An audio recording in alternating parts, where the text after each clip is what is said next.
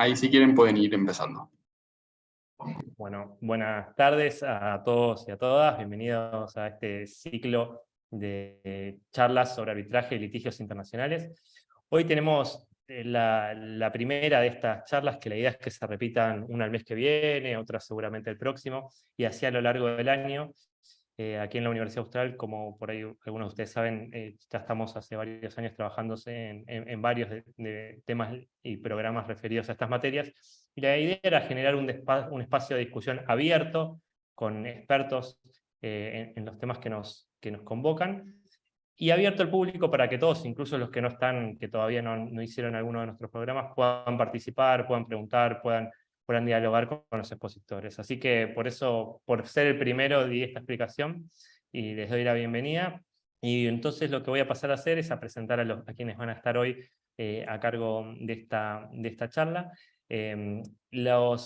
Va a consistir en un formato de 2 expositores, que va a ser la doctora María Laura Capalvo. Ella es socia en Bragard de Abogados en Uruguay, donde también es profesora de la Universidad de la República, y presidenta del Colegio de Abogados del Uruguay. También ella ya ha estado en varias actividades en nuestra universidad y ha sido alumna, así que te agradecemos mucho, María Laura, por estar con nosotros. También va a ser expositor el doctor Alejandro Garro, que es profesor de la Columbia University en Nueva York, y profesor invitado en diversas universidades en la región y el mundo, y es un reconocido también árbitro internacional, que también es profesor de esta casa y que ha participado en muchas actividades y que también estamos muy agradecidos. Y la actividad la van a moderar el doctor Roque Caivano, que muchos de ustedes seguramente ya lo conocen, árbitro internacional, gerente jurídico de la Cámara Arbitral de la Bolsa de Cereales de Buenos Aires, profesor en nuestra universidad y en la Universidad de Buenos Aires, y aquí en nuestra casa es director de la Diplomatura en Arbitraje Comercial y de Inversiones. Y Julio César Rivera, que es socio del Departamento de Litigios y Arbitrajes en el Estudio Marvalo Farre Mayral de Buenos Aires, profesor aquí en la Universidad Austral y en la Universidad de San Andrés, y codirigimos como directores ejecutivos la Diplomatura en Contratos y Litigios Judiciales Internacionales acá en la universidad, y también va a participar Verónica Sandler, que también seguramente muchos de ustedes la conocen, es árbitro independiente y trabaja, también es un miembro fundadora de Women Wedding Arbitration en LATAM, y también dirige junto a Roque la Diplomatura en Arbitraje Comercial e Inversiones acá en la universidad. Así que gracias a todos por estar con nosotros. Roque, Julio, los dejo a cargo del debate, y ahora empezando con las exposiciones de Laura y de Alejandro. Muchas gracias. Muchas gracias, Juan Ignacio. Buenas tardes a todos. Un gusto estar aquí con ustedes esta tarde y compartir la charla de Laura y de Alejandro, a quien, más allá del agradecimiento que ya les hizo Juan Ignacio, les agradezco profundamente su colaboración en esta actividad y en general en los programas académicos en los cuales solemos también invitarlos. Así que, Laura, estás en uso de la palabra.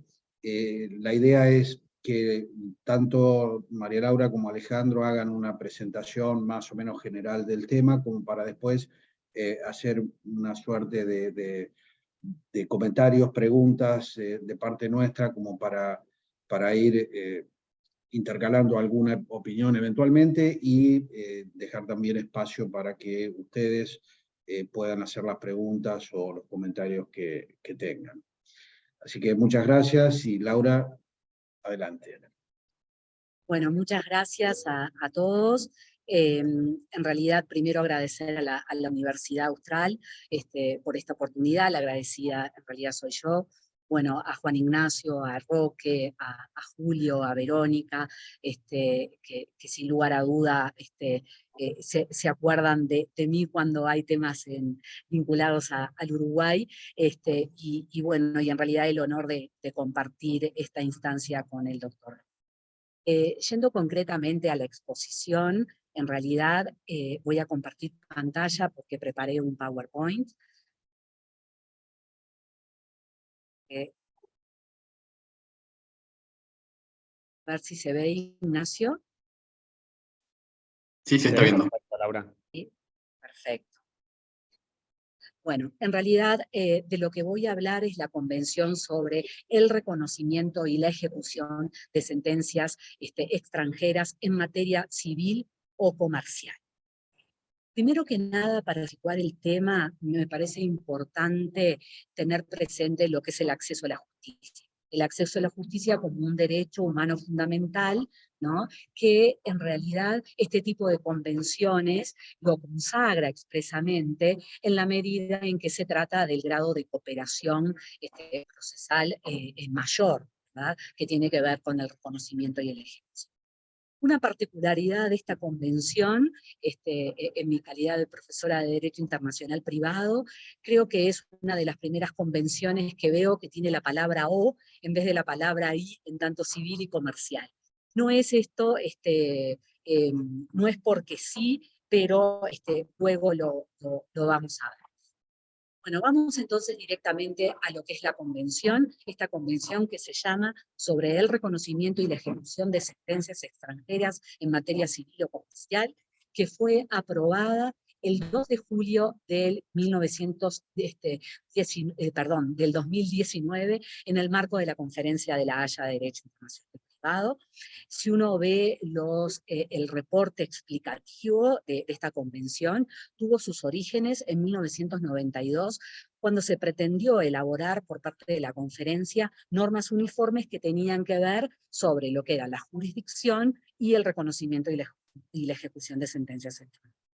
Como bueno, pasaba el tiempo y no se podía avanzar, la conferencia dividió el tema en dos. Por un lado, lo que tiene que ver con normas sobre jurisdicción y por otro lado, lo que tiene que ver con el reconocimiento y la ejecución de las sentencias. Así es que nace también en sede de la conferencia de la Haya, el convenio sobre acuerdos de elección del foro, que es del 30 de junio del 2005, y esta convención del año 2019. Vamos entonces a ver determinados aspectos. Les adelanto que es una convención capaz que de una difícil lectura. Lo que me propongo en estos minutos que tengo es de dar un pantallazo general sobre la misma.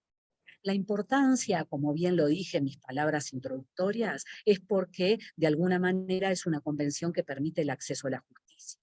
Porque facilita el comercio y la inversión multilateral, uno como abogado practicante, cuando debe darle ciertas certezas jurídicas a sus clientes, por ejemplo, el hecho de que entre las jurisdicciones que estén vinculadas haya tratado, convenio o convención, bueno, es un elemento que colabora o que de alguna manera nos pone más cómodos con brindar respuestas más contundentes y dar entonces así seguridad jurídica. Se establece un único procedimiento, se trata de reducir el tiempo para el reconocimiento y la ejecución, juega esto de la predictibilidad de lo que es la ley aplicable, y como bien les dije, la seguridad jurídica en la circulación global de las sentencias, que no es un tema menor.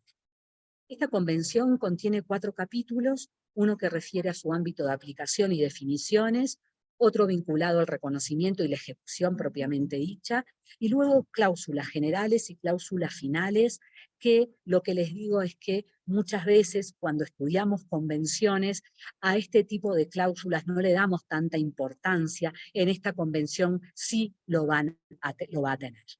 Les puse acá un cuadro de ratificaciones para respetar el espacio. Ustedes verán que Costa Rica lo suscribió, pero tenemos los países europeos como ratificantes, Estados Unidos también lo ratificó, lo suscribió, Rusia lo suscribió, Israel también lo suscribió, todos los demás países lo ratificaron. Seguimos entonces con países europeos, y luego tenemos el Uruguay, que el Uruguay fue el primer país que suscribió esta convención. Es importante aquí los conceptos de derecho internacional público, la diferencia entre lo que es la suscripción de un tratado y su ratificación, ¿verdad? La suscripción es simplemente el dar el ok para llevar, como quien dice, la firma, ¿no? Y llevar ese tratado, convenio, convención al país para que lo ratifique el órgano competente, y luego que lo ratifica, al menos en mi país, es cuando se le da, obviamente se aprueba por el Parlamento y tiene un número de ley, para que luego pase a su promulgación, y luego, bueno, tenemos que tener en cuenta las normas que establece la Convención para su entrada en vigencia. Les doy sí una noticia de último momento, es que el Parlamento uruguayo aprobó la convención. Esta convención todavía no tiene número de ley porque esto es reciente y va a pasar a su promulgación al Poder Ejecutivo, con lo cual va a estar ratificada por Uruguay. Eso no quiere decir que entre en vigencia automáticamente, pero sí va a estar ratificada, lo cual implica toda una serie de armonizaciones de normas, pero eso capaz que los dejo para alguna pregunta posterior. Avanzando entonces con lo que tiene que ver con el ámbito de aplicación, como toda convención, tiene un ámbito de aplicación espacial, temporal y material. Lo que tiene que ver con el ámbito espacial, es importante el artículo 1.2, el 29, el 32 y el 24. Estos artículos son importantes porque lo que establece el artículo 1.2 es que la convención se aplicará al reconocimiento y a la ejecución en un estado contratante de una sentencia dictada por otro estado contratante. ¿Por qué cito los artículos 29, 32 y 24? Bueno, porque en el artículo 29, que es el que se remite luego al 32 y al 24, establece que los estados pueden, al momento de su notificación, manifestar en un plazo de 12 meses, contado a partir de la notificación de que se hizo el depósito, de que bueno, no están, que determinado aspecto no va a surtir efecto para ese país, ¿no? O que no aceptan, como quien dice, esta ratificación. Yendo al ámbito temporal, el artículo 16, que es un artículo importante, establece como disposición transitoria que la presente convención se aplicará al reconocimiento y ejecución de sentencias si al momento de la presentación de la demanda en el estado de origen, la convención surtía efectos entre ese estado y el estado requerido. Es decir, tiene que estar entonces esa convención en vigencia. Y luego tenemos el ámbito material de esta convención, que está en el artículo 1.1 y 1.2.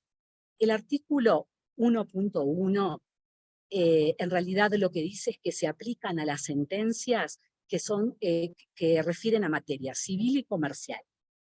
Y a su vez lo que establece es que no se va a aplicar, y acá es donde tenemos que tener en cuenta las exclusiones que ahora las vamos a ver puntualmente, pero no se aplica esta convención al arbitraje ni a los procedimientos relacionados con él. Ahí tenemos el artículo 2.3. Y tampoco afecta lo que son los privilegios e inmunidades de los estados y organizaciones internacionales con respecto a lo que pueden ser a ellos mismos y a su patrimonio, ¿no? Si no, me parecería como que iba a ser muy difícil de que tenga andamiento esta convención. En lo que tiene que ver con sus exclusiones, los invito a leer el artículo 2.1, que en realidad es extensísimo. Esta convención no se aplica, y acá es donde tenemos, no se aplica a la materia fiscal, aduanera ni la administrativa, pero tampoco a temas relacionados de familia, tampoco la insolvencia, al transporte de pasajeros, a la contaminación marina transfronteriza, a la responsabilidad por daños nucleares, a lo que tiene que ver con la difamación, la privacidad, la propiedad intelectual, las actividades de las Fuerzas Armadas, las restricciones de la libre competencia. Es decir, esta convención es una convención que tiene materias excluidas a texto expreso que deben ser consideradas especialmente. Por eso es que esta diapositiva creo que es ilustrativa. Artículo 1.1, que es la materia fiscal, aduanera y administrativa, y el artículo 2.1, todo un listado de lo que queda por fuera. Y en lo que tiene que ver con el arbitraje, no se aplica para lo que es el reconocimiento y la ejecución de laudos arbitrarios. Esto, en realidad, esta convención convención sí es importante en lo que tiene que ver con la materia contractual. Bueno, este reconocimiento y ejecución, lo que tenemos es el principio de reconocimiento, que lo tenemos en todo tipo de convenciones que hacen al reconocimiento y la ejecución de la sentencia. Otro principio importante es que no se puede revisar el fondo del asunto. Este es un tema que todos estamos acostumbrados a la hora de hablar de reconocimiento y ejecución. Será reconocida si produce efectos en el estado de origen y se reviste la calidad de firme en dicha jurisdicción. Acá, Roque, no podemos ejecutar una sentencia nula, acá quedó bien claro que tiene que ser firme. Digo por el artículo después igual lo que es la ejecución del laudo. Bueno, luego tenemos determinados presupuestos que tienen lugar a la hora para que opere el reconocimiento y la ejecución, y en esto simplemente se los clasifico porque es bastante densos esos requisitos, pero los podemos agrupar como aquellos que tienen que ver con el procedimiento de reconocimiento con el estado de origen, por ejemplo, la residencia habitual, el centro principal de negocios de la persona, ¿no? Si, por ejemplo, se reconocen las sentencias en el lugar donde la persona inició el proceso, o sea, todo lo que tiene que ver con la conexión con el demandado. Otras que tienen que ver con la forma del consentimiento del demandado a la jurisdicción, porque de alguna manera consintió esa jurisdicción, y otros que tienen que ver con conexión con el proceso en lo que es el estado de origen, el lugar de ejecución de la obligación contractual, el lugar de situación de los bienes del contrato de arrendamiento, etc. También tenemos un caso, también se contempla cuando la sentencia versa sobre contratos con partes más débiles, o los contratos de consumo y de trabajo. Bien. Y luego tenemos que cuando una sentencia verse sobre derechos reales, sobre inmuebles, será reconocida y ejecutada únicamente si tales bienes se encuentran en el estado de origen. Entender realmente este artículo me generó un poco de complejidad, porque en realidad los internacionalistas privatistas estamos acostumbrados a la jurisdicción exclusiva, ¿no?, de todo lo que tiene que ver con los bienes inmuebles ubicados en una jurisdicción. Pero acá se permitiría, como quien dice, la ejecución de una sentencia cuando en realidad fue dictada en un estado donde se encuentra el inmueble, ¿no? Que bueno, después tendríamos que ver la conveniencia de dicha ejecución. Cuando les nombré los requisitos del artículo 5, se tiene que dar solo una de esas condiciones, no son acumulativos. Y esto es un tema que es muy importante. Bueno, otro tema importante, no sé cómo voy con el tiempo, pero ya voy casi finalizando, es lo que tiene que ver con cuándo se puede denegar el reconocimiento y la ejecución de una sentencia. ¿Y cuándo se puede denegar? Si la demanda no fue notificada al demandado con tiempo suficiente y de forma tal que le permita preparar su defensa. Y acá estoy leyendo, si la demanda fue notificada al demandado en el estado requerido de forma incompatible con los principios fundamentales sobre la notificación de dichos documentos en ese estado. Este punto no es menor, porque no todas las formas de notificación muchas veces coinciden, por ejemplo, en los países anglosajones, con nuestra forma de notificación. Por ejemplo, deberíamos cuestionarnos si la notificación que se hace, por ejemplo, en Estados Unidos a través de un abogado, cumple con los principios en los cuales se basa el derecho procesal, al menos, por ejemplo, uruguayo, en cuanto a la notificación. Sin lugar a duda que el finalismo sí está, pero si es un medio idóneo o no. Nosotros en nuestro Código General del Proceso, los medios de notificación son medios que de alguna manera tienen que ser certeros y están establecidos. Entonces, bueno, creo que ahí se puede armar un tema de debate. La sentencia fue obtenida con fraude, en realidad el fraude todo lo corrompe, ¿no? Y eso creo que es un principio general. Mi amigo de todas las clases en Derecho Internacional Privado, que es el orden público internacional y su definición. Bueno, obviamente cuando el reconocimiento y la ejecución de una sentencia atente contra el orden público internacional puede ser denegado su reconocimiento y por consiguiente luego no va a poder ser ejecutada. Cuando una sentencia sea incompatible con otra sentencia dictada por un tribunal del Estado requerido en un litigio entre las mismas partes, y sino también cuando una sentencia incompatible con otra sentencia previamente dictada por un tribunal de otro Estado en un litigio entre las mismas partes y con el mismo objeto, siempre que la sentencia previamente dictada, tendría que decir ahí, cumpla con las condiciones necesarias para su reconocimiento en el Estado. Luego tenemos otros aspectos que a mí me parecieron de importancia señalar, lo que tiene que ver con las cuestiones preliminares, porque una decisión sobre una cuestión preliminar no sea reconocida o ejecutada, establece el artículo 8, en virtud de la presente convención, si versa sobre una materia a la que la presente convención no se aplica, o sobre una materia mencionada en el artículo 6, sobre la que resolvió un tribunal de un Estado distinto al designado en este artículo. O sea, y se podrá, como quien dice, denegar esa sentencia. Otro concepto importante es la separabilidad, consagrada en el artículo 9, donde establece que el reconocimiento y la ejecución de una parte separable de la sentencia se concederá si se solicita el reconocimiento de la ejecución de dicha parte, o solo si una parte de la sentencia es susceptible de ser reconocida o ejecutada, es decir, que estamos hablando de una ejecución de una parte de una sentencia. Lo que tiene que ver con los daños y perjuicios del artículo 10, el reconocimiento y la ejecución de una sentencia podrá denegarse si y en la medida que la sentencia conceda daños y perjuicios, incluyendo daños y perjuicios ejemplarizantes o punitivos que no reparen a una parte por la pérdida o el perjuicio real sufrido. Luego tenemos que también se considera que se puede ser reconocido la sentencia por la cual se transa en juicio, o sea, la transacción, artículo 11. El artículo 20, que refiere a la necesidad de una interpretación uniforme entre los estados ratificantes, que esto obviamente es el ABC de cualquier aplicación de una norma ratificada por varios ordenamientos jurídicos.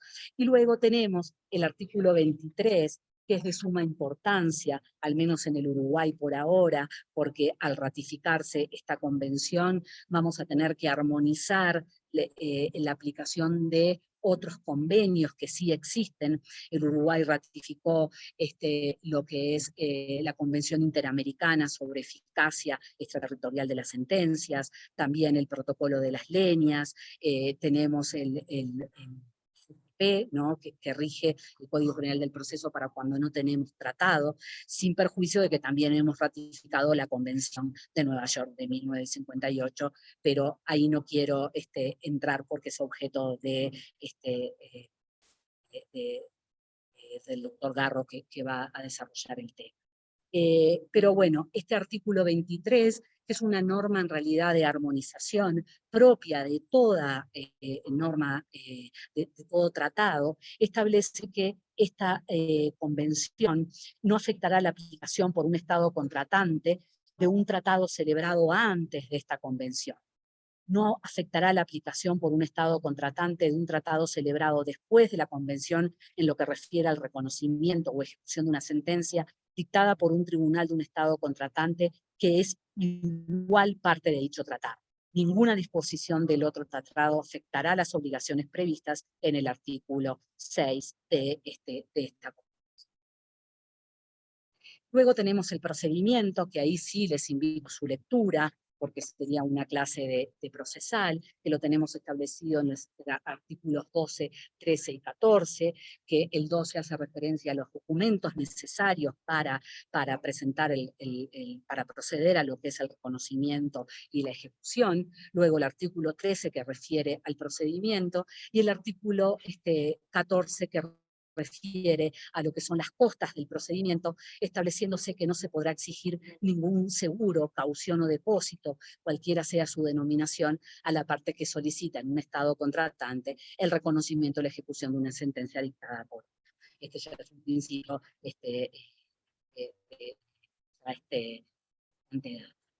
Bueno, por otro lado tenemos la ley, el artículo 28, que refiere a la entrada en vigencia. Tiene una entrada en vigencia en particular, dice que entrará en vigor el primer día del mes siguiente a la expedición del periodo durante el cual puede presentarse una notificación de conformidad con lo dispuesto en el artículo 29. Es decir, porque los países pueden presentar, conforme al artículo 29, esta notificación de conformidad. Entonces, a partir de ese plazo es que al mes siguiente comienza a entrar en vigor esta convención, y también entrará en vigor, establece luego del artículo 2, situaciones específicas. Luego tenemos en el artículo 17, 18 y 19 las declaraciones que son importantes porque se pueden limitar el reconocimiento y la ejecución por el artículo 17. Un Estado podrá declarar que sus tribunales podrán negarse a reconocer o ejecutar una sentencia dictada por un tribunal de otro Estado contratante si las partes tenían su residencia en el Estado requerido y la relación entre las partes, así como los demás elementos relevantes del litigio, con excepción de la ubicación del tribunal de origen, estaban conectados únicamente con el Estado requerido. Ven que es como muy específico, ¿no? Después puede haber declaraciones respecto a materias específicas en las cuales no se aplique que se puedan dejar de lado los estados, y también declaraciones con respecto a sentencias relativas a un estado, porque establece que un Estado podrá declarar que no aplicará esta convención a sentencias derivadas de procedimiento en lo que sea parte dicho Estado o persona física que actúe en representación de dicho Estado, o una agencia gubernamental de dicho Estado, o persona física que actúe en representación de dicha agencia gubernamental. Acá lo que tenemos que tener claro es que el Estado, cuando son sentencias contra el Estado, aquí no va a aplicar la convención, salvo que el Estado esté actuando como un particular, ¿verdad? O sea que por eso yo lo que les decía es que estas declaraciones son importantes. Con esto quise dar un pantallazo, sé que bastante rápido, pero si no iba a ser como muy agobiante para los alumnos que recién se están poniendo en contacto con este instrumento. Pero bueno, quedo a las órdenes por cualquier pregunta y para ampliar cualquier interrogante. Muchas gracias. Muchas gracias, Laura. No sé, creo que lo más práctico por ahí es que también Alejandro haga su exposición y después vamos intercalando las preguntas, ¿les parece? Correcto. Buenísimo. Mientras tanto, los participantes pueden ir formulando las preguntas que después las vamos a resumir al final. Alejandro, por favor. Gracias, Roque. También mis palabras de agradecimiento para todos los organizadores de este evento. Realmente para mí también es un placer estar acá con ustedes y bajo un tema tan interesante como es el de reconocimiento de sentencias extranjeras y contraponiéndolo al sistema de reconocimiento de laudos. Y creo que es importante porque partiría yo de la base que María Laura destacó dentro de su exposición de un tratado bastante complejo y en muchos aspectos, sobre el cual las preguntas que van a sobrevenir van a ser específicas, nos van a permitir entrar un poco más en detalle sobre esto, pero sí a grandes rasgos lo que me interesaría dar es hacer lo que se me pidió en una visión general, contrastándolo con el régimen de la reconocimiento y ejecución de laudos extranjeros por oposición a sentencias judiciales extranjeras. Y creo que el punto es importante porque misma Laura destacó en un principio que esta convención, al igual que otras convenciones muy similares que se han hecho sobre este tema, expresamente excluye la Convención del Reconocimiento y Ejecución de Sentencias Extranjeras del 2019, excluye todo lo que se refiere al tema del arbitraje. Y lo voy a reiterar lo que acaba de decir María Laura cuando hace referencia al artículo, que es el artículo 2, párrafo 3 de la Convención de La Haya sobre reconocimiento y ejecución de sentencias, donde dice: la presente convención no se aplicará al arbitraje. Y antes decía nada más que no se aplicará al arbitraje. Ahora dije más claro: no se aplicará al arbitraje ni a los procedimientos relacionados con el arbitraje. Es decir, hay una intención de decir, esto no tiene nada que ver. El arbitraje es una cosa, y acá el tema del reconocimiento de sentencias judiciales es completamente otra. Y es obvio que el contraste y la comparación surge de inmediato, porque ante una exitosa convención internacional donde casi 170 países son miembros, como es la Convención de Nueva York, que ya lleva varios años de ejecución, tiene que contrastarse inevitablemente con el esfuerzo que se está haciendo para que las sentencias dictadas por jueces del Estado tengan una circulación similar a la de las laudos arbitrales. Obviamente que en este momento está muy lejos de ser ese el caso, y por esa razón que, aunque en materia contractual al menos, la opción de ir al arbitraje es mucho más apetecible para quien quiera realmente contar con una decisión ejecutable en otros países del mundo, mucho más apetecible que la de una sentencia judicial. Y la pregunta, ¿es esto razonable o no? Bueno, eso depende, pero obviamente la prueba está en el hecho de que los mismos clientes optan por el arbitraje mucho más que por el litigio cuando tienen la oportunidad de hacer un pacto con respecto a qué foro elegir para resolver esta disputa. Así que el contraste es claro. ¿Qué explica este contraste? Eso sería interesante verlo también. ¿Por qué el arbitraje tiene sus consumidores, su clientela, y el otro, el resto, no lo tiene? Y acá creo que también es muy importante porque también se destacó en un principio el enunciado detallado que hizo María Laura de la Convención de La Haya del 2019, muestra muy a las claras que hay diferencias grandes. En primer lugar, el tema de la competencia, que es tan importante, y quién tiene poder para decidir la disputa, es un tema que siempre va a ser un tema de filtro, de examen por el foro que va a su cargo, va a tener el cargo de reconocimiento y ejecución de la sentencia. Y dentro de esa cuestión de cuáles son los requisitos, fíjense que el artículo, creo que es el 5, que los hablaba María Laura, sobre los presupuestos que tiene la aplicación de la convención, da una enorme cantidad de párrafos para decir, a menos uno de estos se tiene que dar. Y son muy precisos para determinar cuándo el juez que emitió la sentencia tenía competencia para dictarla. Y eso es un tema que, en el tema del arbitraje, se limita a determinar si el acuerdo de arbitraje, que es la única fuente de jurisdicción o competencia de los árbitros, es válido o no es válido, o cubre o no ese tema. Entonces, la complejidad es muy grande en el tema de sentencias extranjeras porque abarca un campo mucho más amplio que un mero acuerdo, y por esa razón es mucho más complejo la determinación de si ejecutar o reconocer o ejecutar o no una sentencia extranjera en comparación a un laudo extranjero. El otro tema importante es que, como bien también destacaría María Laura, en este tipo de convenio que acaba de adoptar la Haya el año 2019, es un convenio que suele denominarse a veces con el nombre de convenio doble, porque tiene normas sobre competencia judicial unificadas, armonizadas, y normas sobre requisitos de reconocimiento de ejecución.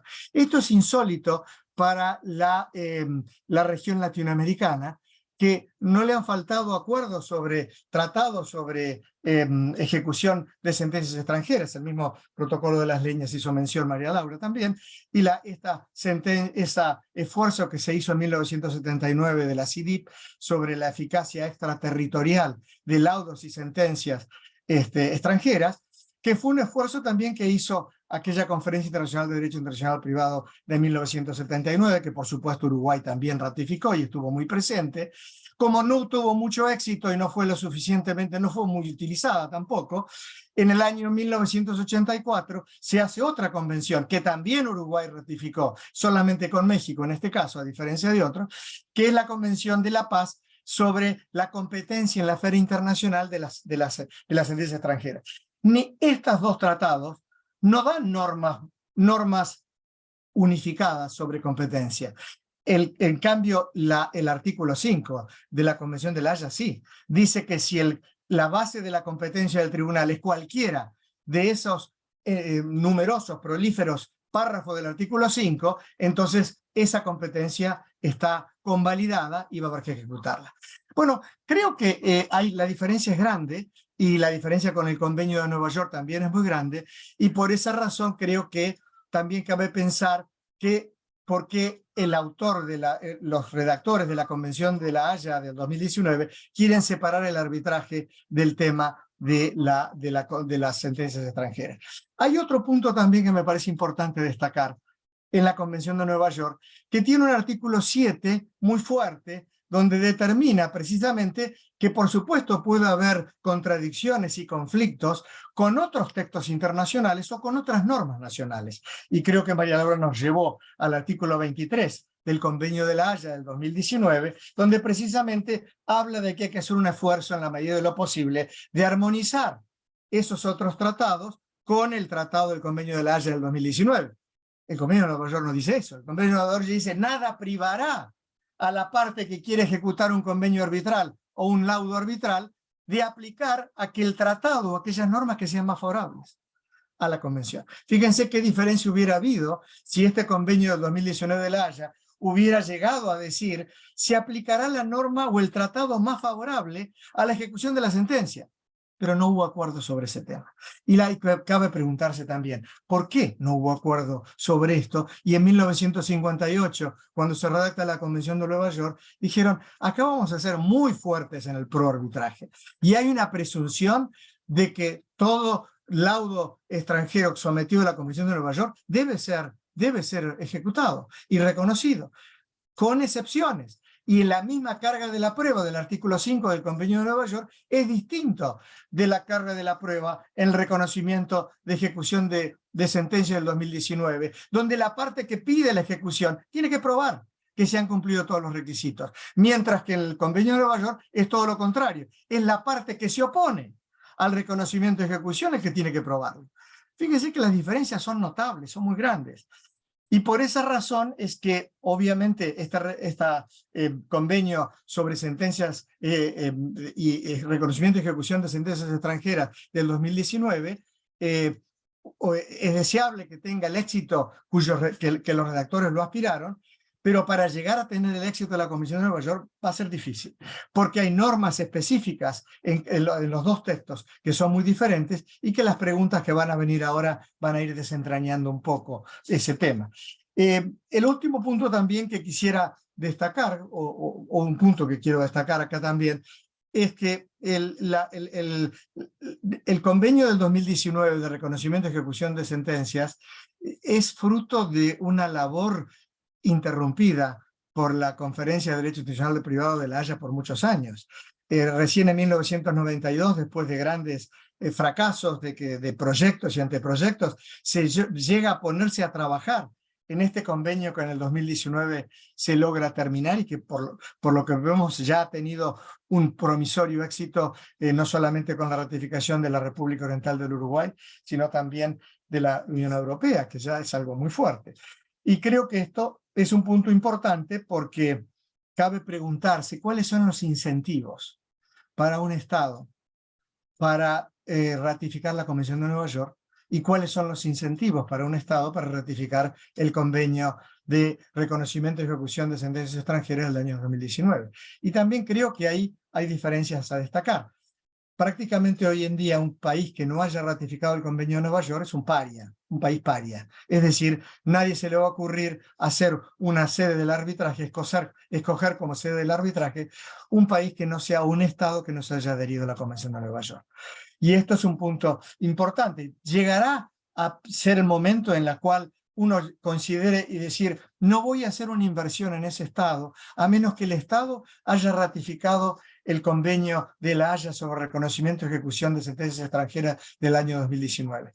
Puede ser, sería deseable, porque indicaría que hay una inclinación a que sea esa estandarización, armonización o unificación del reconocimiento y ejecución de sentencias extranjeras lo que se está buscando para darle seguridad al inversor. Pero de nuevo, eso basta por ver si vamos a ver si realmente va a ser así. Hay otro punto que también que quiero destacar, que es las razones de éxito de estas convenciones. Y si uno habla de éxito o fracaso, tendría que pensar en la cantidad de tratados que nunca se han ratificado y en aquellos otros que se han ratificado pero que raramente uno ve aplicable. No es el caso de la Convención de Nueva York, donde tiene una jurisprudencia prolífera a tal punto de que hay una guía sobre su interpretación que ha publicado las Naciones Unidas, un CITRAL, y que es realmente muy rica en mostrar cómo hay un esfuerzo por tratar de armonizar esta manera de interpretar la Convención de Nueva York. Por supuesto que no es completo, pero es ideal. El convenio del reconocimiento y ejecución de sentencias extranjeras del 2019, al cual María Laura nos hizo referencia, también tiene una norma muy específica sobre este tema, que no la tiene la Convención de Nueva York, curiosamente, pero que invita a una interpretación uniforme. Es el artículo 20 que María Laura los leyó y dice que en la interpretación de la Convención hay que tener en cuenta su carácter internacional y la necesidad de promover su uniformidad, que es algo muy fuerte. Nada de esto lo dice el Convenio de Nueva York de 1958. Sin embargo, está claro y hay un esfuerzo enorme para que el Convenio del 58 sea interpretado de una manera armónica o unificada por todos los países. Creo en esto que y me interesa fundamentalmente destacar diferencias importantes entre estos dos textos, destacar también que, por supuesto, los deseos son siempre de que estas convenciones puedan llegar a triunfar. María Laura habla del acceso a la justicia como uno de los objetivos que tiene este tratado. Muchas veces otros van a hablar que el acceso a la justicia es compatible, y no es incompatible, con lo que también se trata, que es la libre circulación o la rápida circulación de sentencias extranjeras, que es algo muy importante para la economía internacional, que es compatible con el tema del acceso a la justicia. Voy a parar aquí, Roque y Julio, Juan, para Verónica, para que ustedes vayan viendo, además con la colaboración del auditorio, de que puedan tener inquietudes en su propio aspecto para poder aclarar temas que no han quedado aclarados y destacar otros puntos. Muchas gracias. Muchas gracias, Alejandro. Muchas gracias también, María Laura. La primera, a mí me surge una duda después de escucharlos a los dos, y es, siempre se ha dicho que, y quizá esto es un cliché, pero me gustaría ver la reflexión de ustedes si esto tiene sustento en la realidad. Siempre se ha dicho que gracias a la Convención de Nueva York, ejecutar un laudo arbitral extranjero es más fácil que ejecutar una sentencia judicial extranjera. Y no hablo específicamente de la Convención de la Haya, sino del sinnúmero de tratados multilaterales o bilaterales que hay sobre reconocimiento y ejecución y cooperación judicial. Digo, ¿esta es una afirmación que tiene algún sustento o es simplemente uno de esos clichés que se suelen utilizarse en el mundo del arbitraje? María Laura. Bueno, yo creo que sí tiene un sustento. Creo que cuando uno no tiene cifras, en realidad cuenta un cuento, ¿no? Porque en definitiva es así. Nosotros podemos contar el cuento hoy por hoy y sin lugar a duda el éxito de la convención, el conocimiento por las distintas jurisdicciones, ¿no? Por los jueces de las distintas jurisdicciones, y también esta aplicación de alguna manera armónica, sin que lo diga la propia convención, como lo dijo Alejandro, es una realidad. Por eso, en realidad, la ratificación de esta convención, que es un poco rebuscada, puede llegar a traer, como quien dice, una problemática en lo que es el reconocimiento y la ejecución, porque países que de alguna manera estamos vinculados por todos los instrumentos que Alejandro mencionó, de las CIDIPs, ¿no? y de los protocolos y del protocolo del Mercosur, tenemos también son convenciones o protocolos que tienen los mismos requisitos y que se repiten, ¿verdad? Entonces eso facilita también la aplicación, porque tenemos que tener en cuenta que el reconocimiento se hace a través de los jueces, ¿no? de los jueces ordinarios. El éxito de la convención de 1958, sin lugar a duda que no se puede poner en duda, ¿verdad? Creo que esta convención va a tener un destino distinto y espero equivocarme. Muchas gracias, María Laura. Alejandro. Sí, yo creo también que esa pregunta acerca de si es un cliché o tiene algo de sustentabilidad, habría que preguntárselo a aquella persona que va a poner su dinero en un país determinado o va a hacer una inversión y va a decir, bueno, ¿qué me conviene? ¿A mí un acuerdo de arbitraje o me conviene directamente litigar en el Estado que ha ratificado tratados de ejecución, reconocimiento y ejecución de ascendencia extranjera?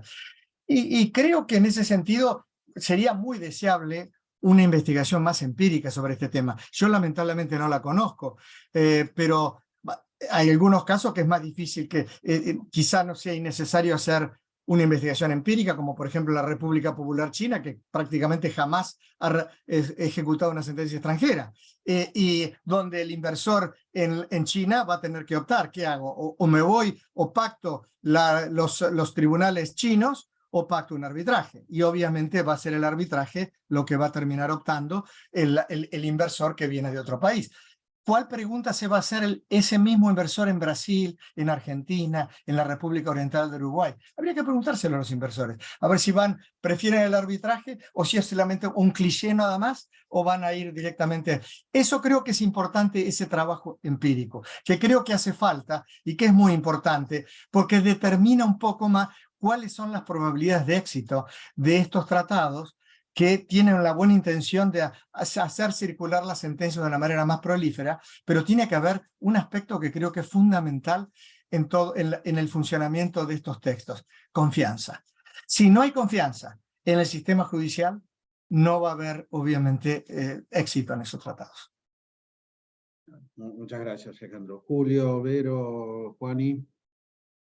Yo tengo algunas, pero no quiero monopolizar la palabra, por favor. Aprovecho, Roque, a subirme a lo que dijo Alejandro, que comparto bastante.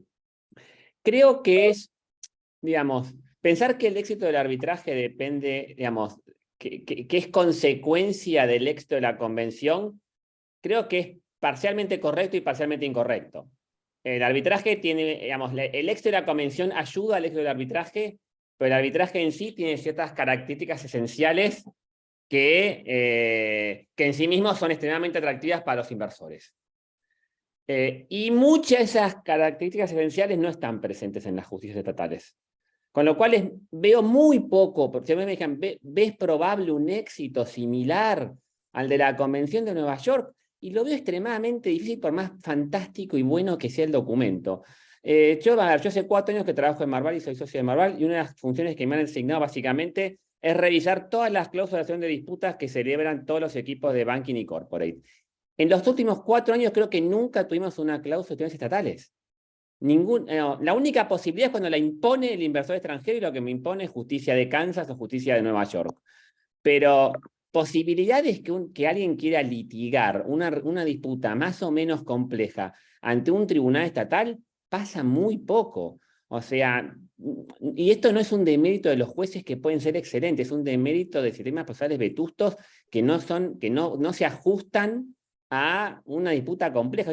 ¿Qué capacidad tiene, a mi juicio, probablemente de las mejores justicias de la región, que es la justicia comercial argentina en estándares de calidad e independencia, pero cuyo sistema procesal hace imposible que pueda lidiar con una disputa, por ejemplo, compleja de un traje de construcción? No tiene la más mínima posibilidad de hacerlo. Entonces, creo que tenemos que ser realistas de qué esperamos con este tipo de convenciones. Creo que esperar, o a qué entendemos cuál es la vara del éxito que la vamos a medir. Creo que ponerle como vara esto del éxito de la Convención de Nueva York es tener un estándar excesivamente alto y quizás no sea el que tengamos que tener por noción de éxito. El éxito tenemos que tener una noción de éxito más limitada y más realista a lo que podemos esperar de este tipo de convenciones, ¿no? Pero bueno, eso como idea es primordial, diría. Parte del éxito del arbitraje depende de características fundamentales del arbitraje que no están presentes en la justicia estatal. Y no solo, a ver, de vuelta, no solo en la Argentina, en la de Estados Unidos tampoco. Jamás le recomendaría a un argentino que vaya a litigar en el procedimiento norteamericano, pobre hombre, y que lo sometan a 3 años de discovery con tarifas horarias de $1000 la hora. Tampoco se lo recomendaría, digo. Creo que el arbitraje tiene muchísimas ventajas aún frente a la justicia estadual más sofisticada que uno puede encontrar. Sí, coincido básicamente Sí, con esa visión, Julio. Estoy de acuerdo, Roque, con lo que plantea Julio. Creo que son distintos temas, ¿no? Porque esta convención, en realidad yo creo que la convención, lo que sí, por un tema de falta de acuerdo se permitió, fue de la posibilidad de que se pudieran ejecutar sentencias en otras materias que capaz que no son propias del arbitraje. Que cuando nosotros decimos, por ejemplo, una convención sobre materia civil y comercial, tenemos obviamente el arbitraje, bueno, ahí es donde nos lleva a hacer esta comparación. Y creo que esta convención, al dejar determinadas materias por fuera, hace que su éxito, que bueno, tendríamos que determinar qué es su éxito, esté un poco más limitado, ¿verdad? Sí, sí. Vero, Juani, ¿tienen algún comentario, alguna pregunta para hacerles a Alejandro o a Laura? Yo justo iba a comentar exactamente lo mismo que dijo Laura, en el sentido de que realmente podría ser muy bueno tener una convención que nos permita circular libremente sentencias sobre cuestiones de familia, sobre cuestiones de propiedad intelectual y tantos otros temas, obligaciones alimenticias. Bueno, hay una convención, pero digo, realmente que la exclusión de todos estos temas es como que termina convirtiendo a la Convención de La Haya un poco en la competencia de la Convención de Nueva York, que es una competencia que medio que no, que como bien dijeron todos, no, es casi imposible que gane. Una pregunta que sí me gustaría hacerles en línea con eso es si a ustedes les parece que la convención de... A ver, estas son convenciones muy distintas, ya tanto Alejandro hizo mucho hincapié en eso, pero la descripción de Laura nos permitía ver. Tenemos una convención con muy poquitos artículos, una con una cantidad de artículos, incisos, impresionante. Pero quisiera consultarles si a ustedes les parece, por lo menos teóricamente, evidentemente no fue posible si no se hubiera hecho, pero si les parece que al menos teóricamente hubiera sido deseable que la Convención de La Haya siguiera más de cerca, digamos, el modelo de la Convención de Nueva York, o no, o si simplemente ese no era un modelo indicado para las sentencias judiciales.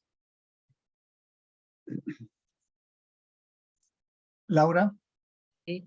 Bueno, a ver, como todo, bien tenemos presente y tenemos que distinguir lo que es una sentencia de un laudo, ¿verdad? Y sí creo que la convención podría haber tomado la simpleza magnífica de la Convención de Nueva York de 1958, pero también podría sí haberse apoyado en instrumentos que capaz que le es difícil mirar para América Latina, pero en instrumentos de reconocimiento y ejecución que de alguna manera funcionan, ¿no? En nuestras latitudes. El hecho de hacer un espejo, bueno, hoy por hoy convivimos con una realidad que no es espejo. ¿verdad? Y bueno, y debemos convivir con ella. Sí pienso que debería haber sido como capaz que un antecedente en aras de buscar esa simplicidad, que obviamente, como tú bien decís, Juan Ignacio, no se pudo lograr, y esto es el resultado del consenso de varios países que participaron y que opinaron respecto a la redacción de cada uno de los artículos. Entonces, bueno, es el resultado entonces de ese consenso y del interés territorial de cada uno de ellos. Sí, yo creo también interesante las preguntas que han surgido. La primera sobre Julio con respecto al contraste ante aspectos del procedimiento arbitral diferentes del procedimiento judicial que hacen obviamente más exitosa la Convención de Nueva York que cualquier tratado sobre sentencias extranjeras. Y creo que convendría indagar un poco, profundizar un poco sobre cuáles son esas diferencias, porque Julio hablaba, por ejemplo, también del tema de los costos en un tribunal en Nueva York comparado con otras jurisdicciones, y acabaría preguntarse por qué en muchos casos las partes sí escogen Ginebra o Londres o Zúrich como lugares apetecibles de resolución de conflictos y no eligen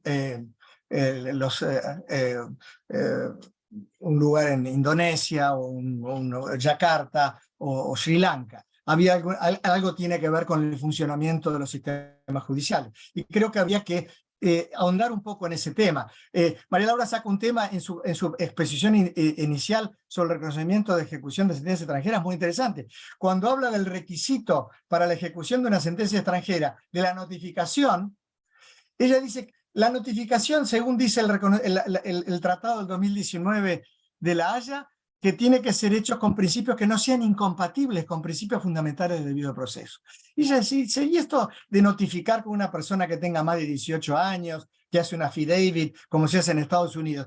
Eso a nosotros los uruguayos no nos resulta, no nos merece mucho respeto, porque como muchos otros países, la notificación de una demanda se hace como un acto judicial y un acto que está revestido de ciertas formalidades.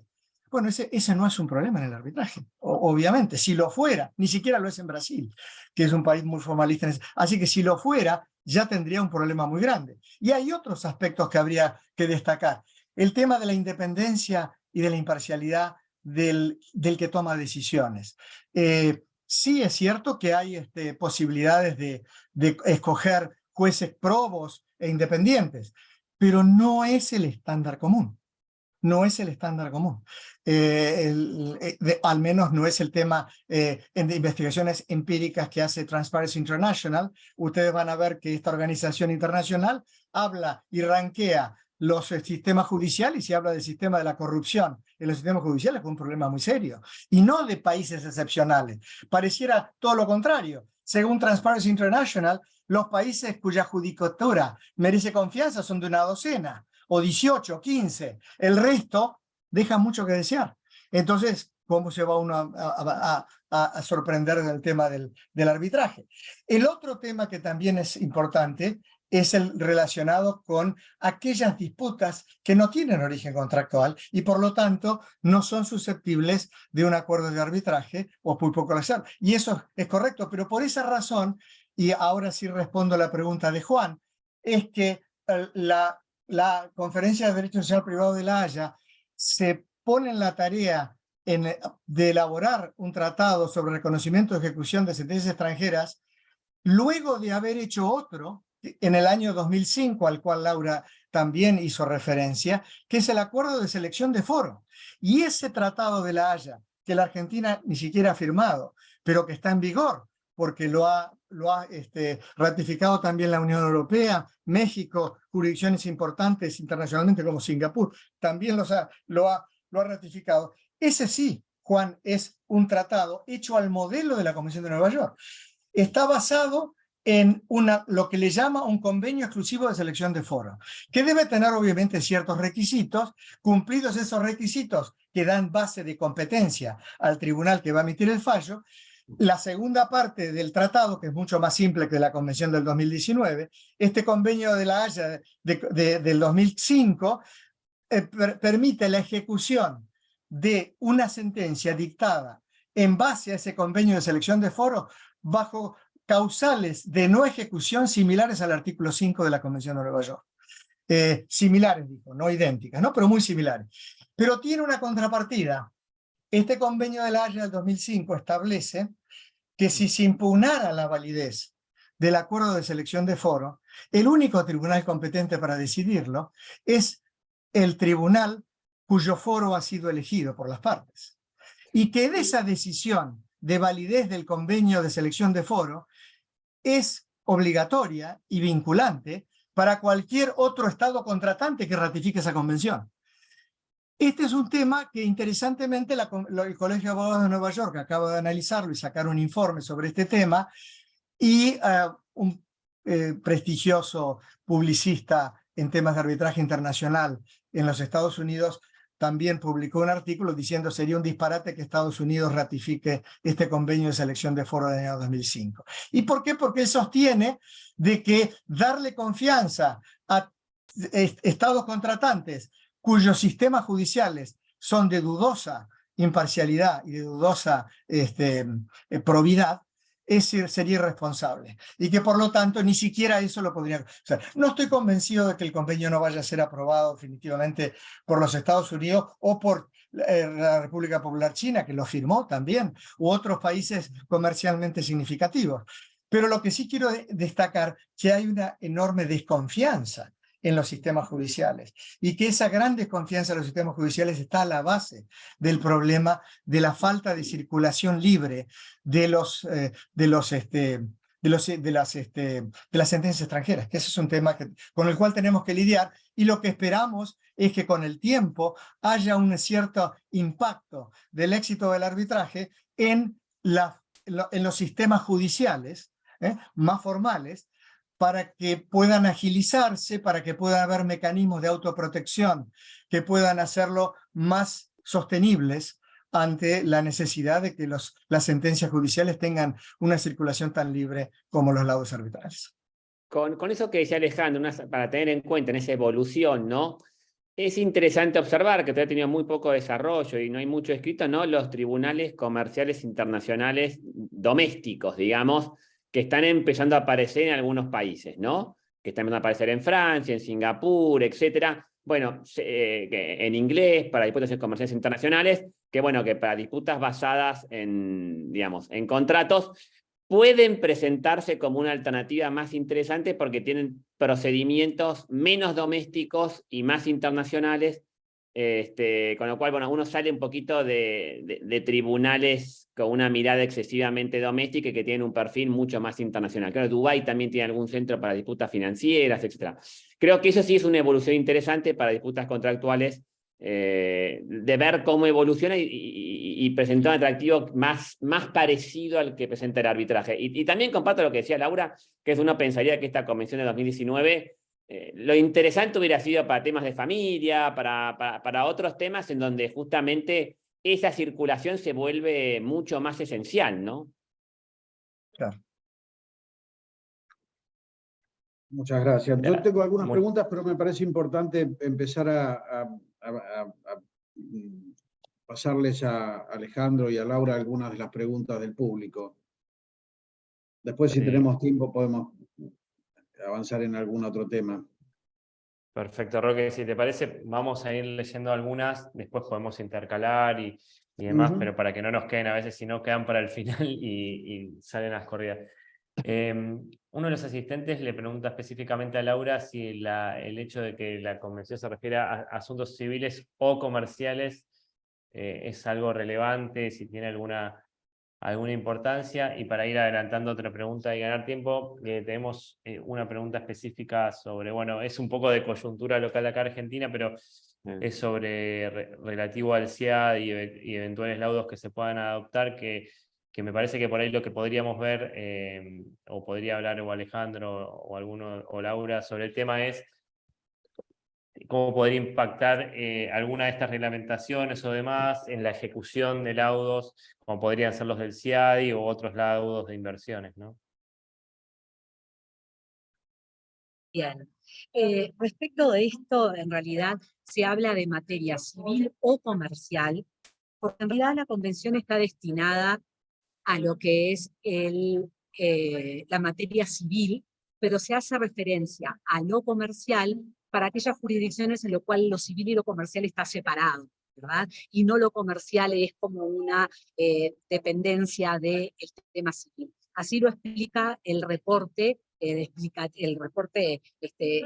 se realiza en relación a este tema en la conferencia, en realidad, a ver, el punto de que se diga civil o comercial es a esos efectos, es decir, es para materia civil y comercial, pero teniendo en cuenta estas distinciones que para mí ya están como perimidas de la distinción entre los temas civiles y comerciales concretamente. No sé si respondí la pregunta. Sobre este mismo tema, entonces, Roque, simplemente agregar que si yo también pienso de que la distinción, al menos en lo que uno ve, pareciera ser puramente académica, pero eventualmente todo tema académico puede llegar en algún momento a ser un tema preocupante. Creo que la Convención de Nueva York es muy clara en el sentido de que la noción de comercial, que es un término muy técnico en cada uno de los países, ¿no? Diferente, es un tema que le queda a base de, o queda a criterio exclusivo del estado donde el laudo se va a ejecutar. Si el asunto es comercial o no. Y creo que eso no está claro en el acuerdo o en el texto del acuerdo de La Haya del 2019. Civil o comercial depende de quién, del estado requiriente o del estado requerido. Y creo que, de nuevo, no conozco que eso haya llevado a grandes problemas, porque en general los temas de ejecución han sido generalmente referidos a obligaciones pecuniarias. Y en el arbitraje, como ustedes ven, en su mayoría se trata de ejecución de laudos que condenan al pago de una suma de dinero. Si el laudo o la sentencia judicial condenara a un hacer o no hacer, o a un dar o no dar, creo que los problemas serían muy diferentes, pero en general hay cierto criterio de comercialización y de pecuniarización de la obligación, donde se limitan a dar sumas de dinero. Si no, creo que tendríamos que explorar aspectos académicos y doctrinarios que podrían ser muy interesantes. Pero a mi juicio, a criterio, no los he visto como grandes problemas. Muchas gracias. La otra pregunta que teníamos, en realidad, bueno, como decía Juan Ignacio, está más bien referida a un tema de la coyuntura relativa a la intervención de DESUR, pero me parece importante aprovechar esa pregunta que obviamente se sale un poco del marco de la charla de hoy, pero sí para llevarla a una situación que no sé si todos quienes están participando de esta charla tienen claro cuál es la diferencia entre ejecutar una sentencia, un laudo arbitral de un arbitraje comercial y cómo se ejecuta un laudo arbitral de un arbitraje de inversiones bajo la Convención de Washington del 65, ¿no? Me parece que por ahí sería importante que ustedes pudieran ilustrar un poco este tema, que es un aspecto que se ha discutido bastante y no sé si todos los que están atendiendo el seminario están al tanto, ¿no?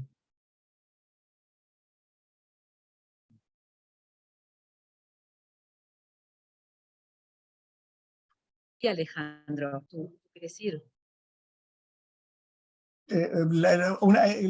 ¿Cuál sería la pregunta, Roque? Perdón.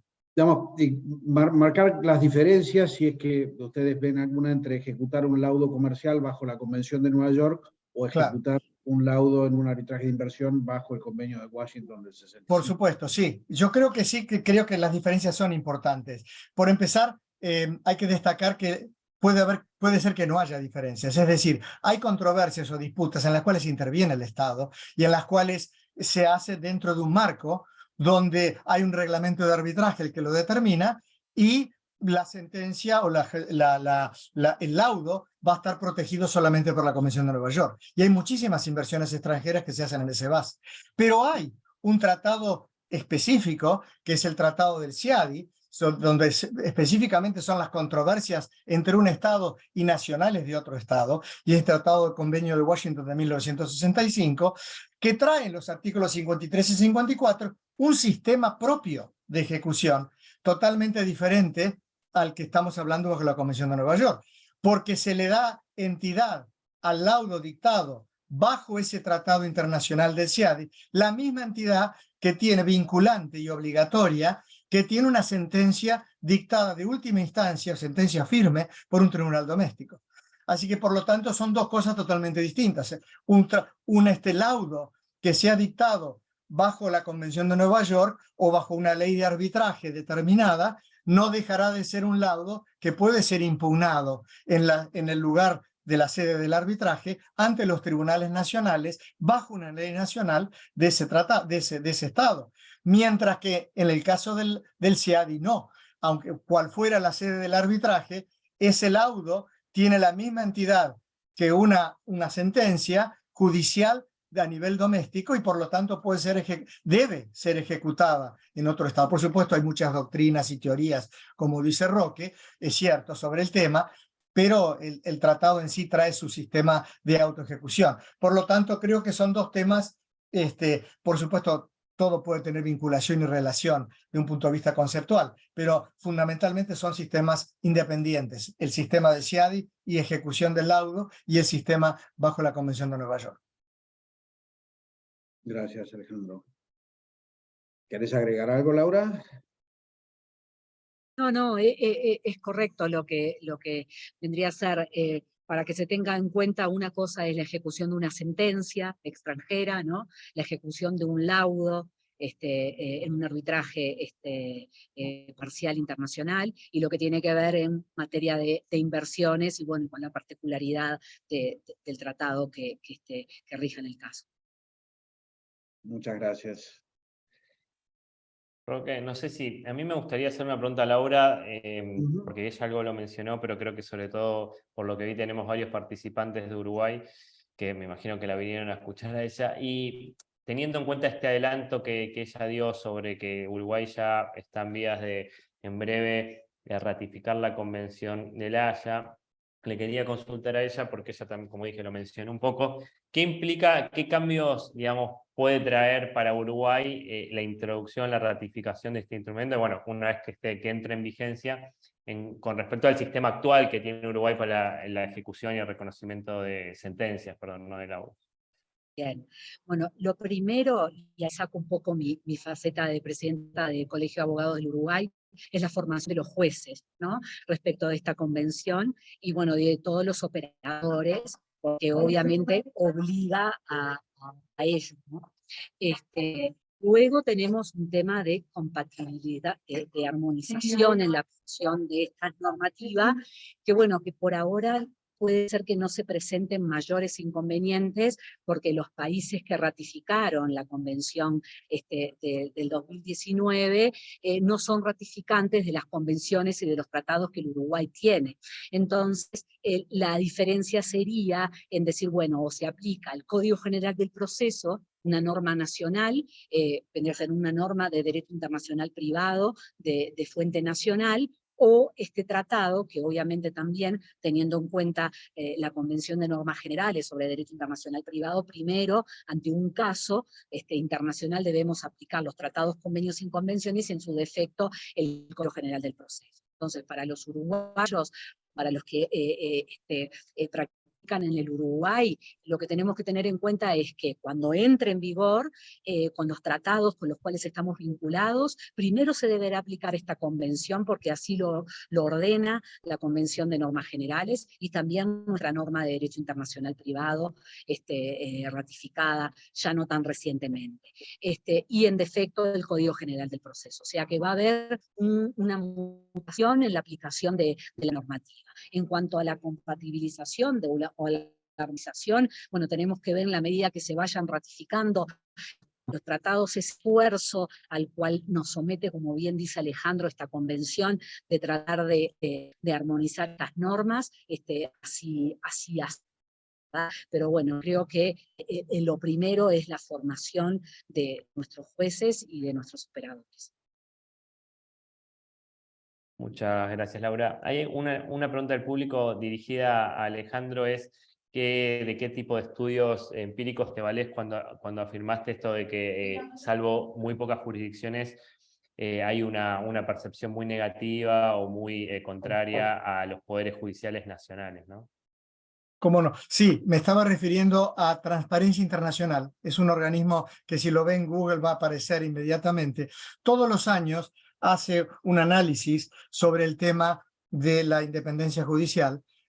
Las Naciones Unidas también son otro organismo muy confiable en ese sentido. Acaba de sacar, y hay muchísimas organizaciones no gubernamentales que tratan de monitorear el tema de la independencia judicial. El report que tengo yo del año 2012, 2013, y habla de que es muy alto, ¿no? De que casi la mitad, o 46% de los sistemas judiciales analizados sufren con problemas de corrupción innata.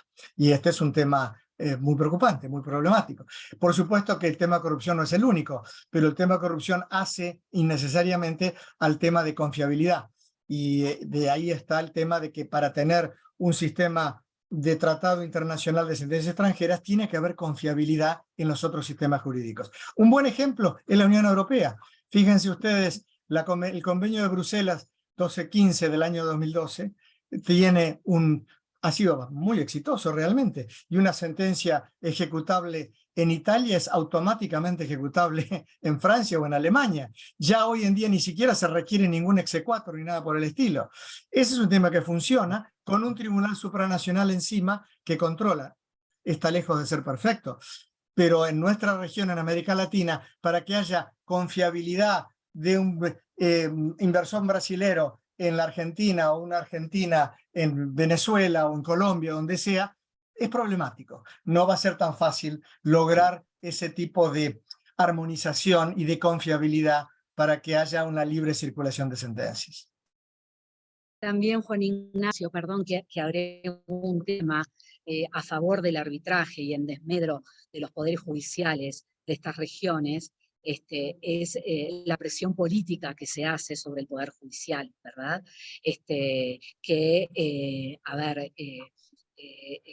Todos sabemos, por ejemplo, en México, que se le hizo un escarache a la ministra de la Suprema Corte de Justicia, bueno, ciertos temas también en la Argentina, en Brasil, en Chile, Uruguay también en lo mismo. Entonces, creo que el arbitraje nos separa de todo eso, y bienvenido que lo es por ello.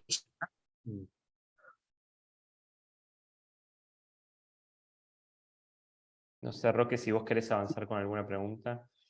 Sí, yo tengo una pregunta que en alguna medida fue insinuada por Alejandro. Y ¿cuál es la razón por la cual la Convención de Nueva York todavía, con sus 65 años próximos a cumplirse, está todavía siendo un instrumento de mucha aplicación práctica cotidiana? Digamos, si fuera una persona física a los 65 años estaría en condiciones de jubilarse.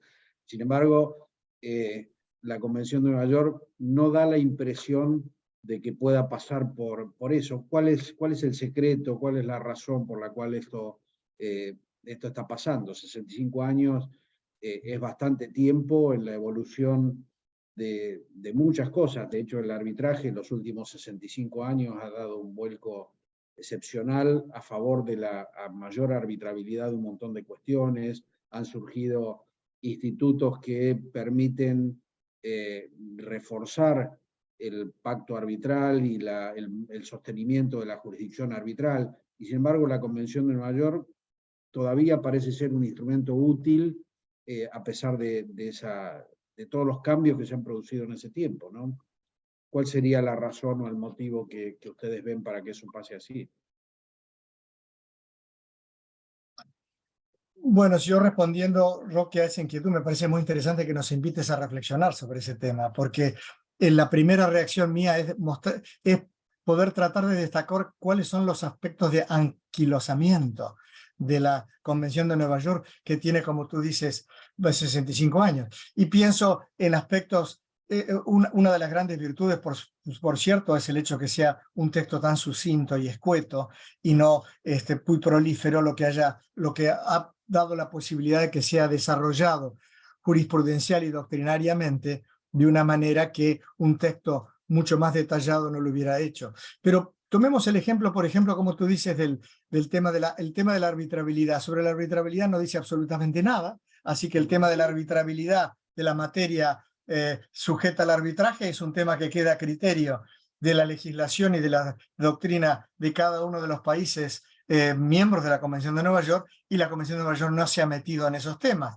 Pero sí se ha metido con el tema que es muy importante, que es no solamente sobre la sentencia arbitral, el laudo, sino el acuerdo de arbitraje. Y en el tema del acuerdo de arbitraje deja enormes lagunas también, que han sido rellenadas precisamente por aquellas jurisdicciones con mayor experiencia en el arbitraje y que llevan el puntal o el liderazgo jurisprudencial, doctrinario, y en el cual otras jurisdicciones se basan para seguir haciendo crecer la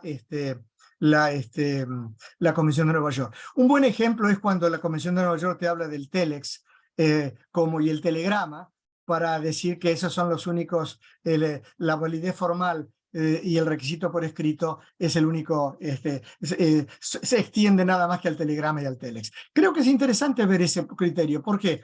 Porque UNCITRAL, o la Comisión de las Naciones Unidas, encargada de trabajar en el rejuvenecimiento de este tema, ha hecho lo indecible por reformar la ley modelo de UNCITRAL en el año 2006, dándole un toque mucho más moderno al tema de la palabra escrito, para que no se limite al tema del documento papel, sino que incorpore la versión electrónica.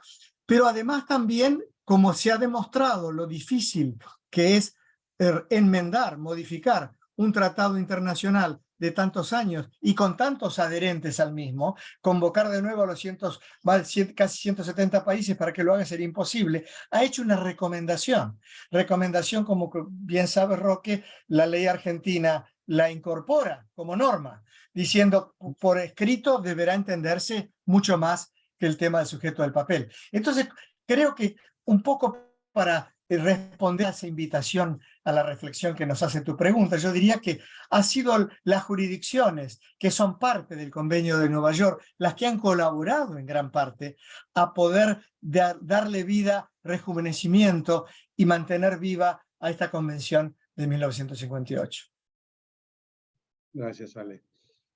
¿Laura? Y también el hecho de que se comenzaron a elegir sedes que eran pro-arbitrales también, ¿no? Entonces, eso también lleva a lo que es un reconocimiento y una ejecución de un laudo, que, bueno, que permite construir una doctrina arbitral, ¿no? que tiene autonomía, sin lugar a dudas. ¿Y será que el artículo 7 ha tenido también algo que ver en esta supervivencia tan longeva de la Convención? Sí, claro. Buen punto, sí, efectivamente, sí. Por supuesto que sí, claro que sí. Al menos aquellos países que han estirado y aplicado el artículo 7 para expandir la proarbitrabilidad, como el caso típico de Francia, tienes un ejemplo que sí, efectivamente. Y creo que esa disposición del artículo 7 es importante, es muy relevante, es cierto. Tienes razón. Yo siempre la vi como probablemente una de las disposiciones más imaginativas de un tratado, que es este tratado debe dejarse de lado si aparece algo mejor. Claro. Y realmente es notable cómo hay que remontarse a lo que era el mundo y lo que era el arbitraje en 1958 para entender un poco la visión de los redactores de pergeñar un artículo que permitiera justamente expandir el criterio pro arbitraje que pudiera tener otro tratado o que pudiera tener la legislación interna de cada país por sobre la Convención de Nueva York, y de hecho para convertir a la Convención de Nueva York en una especie de piso o techo, según desde donde se lo quiera mirar, por encima del cual, a favor del arbitraje, es posible avanzar todo lo que los países quieran avanzar, incluyendo eventualmente si un país decidiera reconocer automáticamente los laudos arbitrales extranjeros en su territorio, la Convención no se opondría. Y la pregunta sería, ¿a quién perjudicaría eso? Y realmente, y creo que el punto que estás tocando es interesante porque yo hago la analogía con el tema de los principios en derecho constitucional y en el derecho internacional de los derechos humanos. En ambos casos, la Constitución no es un techo, sino un piso. Son estándares mínimos y no impide que si la Constitución Federal Argentina tiene determinada interpretación sobre un determinado derecho, que la Suprema Corte de Tucumán o de Catamarca sea mucho más protectora de los derechos humanos. Raramente ocurre porque muchas veces las provincias suelen ser más conservadoras que el gobierno federal, pero no siempre es el caso. Acá en Estados Unidos se está dando el caso opuesto. Y creo que esa política pro arbitraje tan firme de la Convención de Nueva York, que está en el artículo 7, es una política, como ves, y por eso lo útil de esta convocatoria que tú has hecho, de contrastarla con la Convención del 2019, que cuando ha visto la posibilidad de conflicto con otro tipo de normas, dice, deberá tratarse de compatibilizarla, pero no habla de una política pro ejecución de una sentencia extranjera. Es interesante eso. No se anima. Quizá lo más criticable del artículo 7 sea su propia redacción, que nos obliga a veces a explicar cuál es el significado. Sí, No siempre es tan fácil de convoluta. entender. Vero, Juani, Julio, ¿alguna otra pregunta? No sé No, si por ahí, tenemos alguna otra pregunta del público también.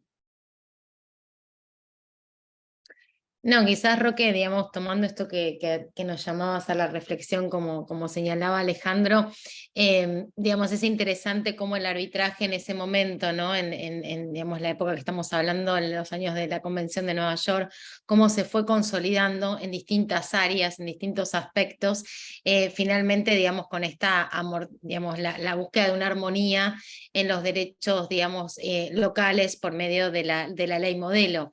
Es decir, fue un trabajo, creo que se fue trabajando, que se fue buscando por medio de distintas voluntades que se fueron dando. Entonces yo realmente me encantaría, dentro de mis elecciones de superpoderes que en alguna charla hemos compartido hace poco, de estar en un tiempo atrás y ver qué se discutió y cómo, digamos, realmente se encontró estas voluntades para esta consolidación paulatina a nivel mundial, digamos, de este procedimiento idóneo para resolver conflictos como es el arbitraje.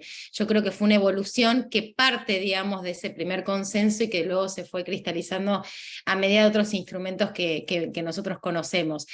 Yo creo que el éxito fue lograr ese primer consenso, ¿no? Ese primer paso. Y creo que Alejandro lo decía muy claro, ¿no? Ahí se pusieron reglas claras de juego. Tiene que haber un acuerdo y tiene que ejecutarse de manera igual que una... O sea, me parece que se crearon reglas claras de cómo jugar el arbitraje a nivel internacional, y después otros pasos que llevaron a ver cómo eso se podía volcar internamente, ¿no? Pero me parece que un éxito, mi humilde opinión, vendría por ese lado, ¿no? Es decir, realmente el éxito de esta convención fue que todos apostaron y lograron por medio de esa convención un consenso generalizado de estos dos primeros lineamientos. Tiene que haber un acuerdo de voluntades y tiene que tener los mismos efectos de cosa juzgada, etcétera, etcétera, en cuanto a su validez desde el procedimiento adversarial. Me parece, digamos, ese punto de reflexión de escuchar tan buenos comentarios y ponencias en este punto.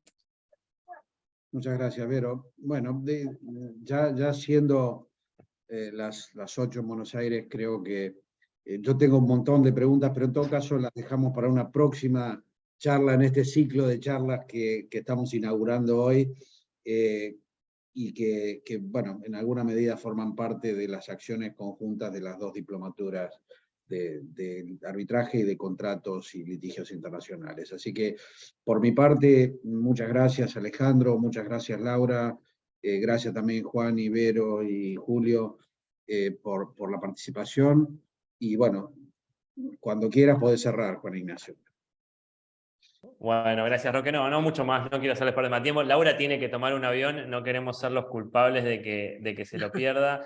Así que lo mismo, agradecerles y como vos dijiste, creo que lo mejor de esto es que quedan cosas para que sigamos discutiendo y seguramente no va a faltar oportunidad. Así que muchas gracias a todos por estar hoy acá y seguramente se subirá después a las redes la charla para que los que no pudieron venir o los que se perdieron alguna parte la puedan ver. Gracias a todos. Gracias, muchas gracias Adiós a y los gracias a asistentes. ustedes. Gracias a Muchas ustedes. Gracias. Buenas Gracias a noches. todos. Buenas noches.